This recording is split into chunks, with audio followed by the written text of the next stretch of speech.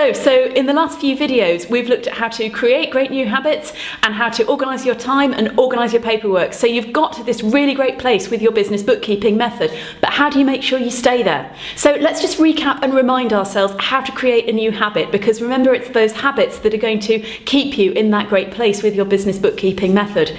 So remember the example I gave you of somebody who wants to go for a run first thing every morning.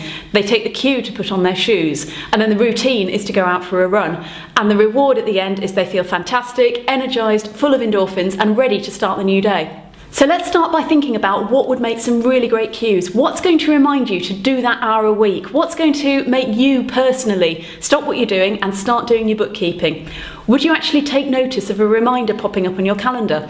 Would it be better if that reminder popped up on your mobile phone? Or do you have a friend who you could ask to text you at a particular time every week so that you know that now's the time to stop what you're doing and start doing your bookkeeping? Another really useful tip is to try piggybacking off an existing habit, because studies have shown that if you want to create a new habit, it's much easier to stick to that habit if you piggyback off an old habit that you've already got. For example, if you want to start flossing your teeth, it's easier to do that after your daily brushing, which is already part of your routine. Okay, so now that we've talked about cues, the next part of the habit cycle is routines.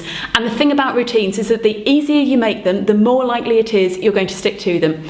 So you're trying to create this weekly habit to do an hour a week on your business bookkeeping. How do you make it more likely that you'll stick to that? For example, could you have a weekly in tray that you fill up gradually through the week, and then you spend that hour a week doing your business bookkeeping and emptying the in tray?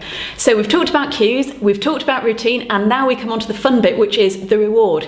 Because having your books in order is going to feel absolutely fantastic. That's going to be a really good reward for you, that your books are all in order and you're getting this really useful information out of the business. But what if that's just not enough? What if you could do with an extra little something to get you through to the end of that hour every single week? Well, why not treat yourself? Why not, for example, promise yourself that you can have a bar of chocolate when you've done your hour a week? Or why not put a bit of money aside so that perhaps at the end of 5 weeks or at the end of 10 weeks or whatever, you can buy yourself a gift? So the final crucial bit is to make sure that you keep going, because the key to forming a habit is to make sure that you do it regularly. So if you miss a week, don't quit, pick yourself up and start again from next week. And if you find that you're really struggling, bump up the reward. So to recap, we've created 2 new habits and put aside an hour a week every week to dedicate to business finances. Hopefully what that will do is it will give you a lot more peace of mind and you'll feel less stressed. But most importantly of all, it will give you more time to do what you love doing, what you do best, what you actually went into business to do. So thanks very much for watching. We hope that's been useful.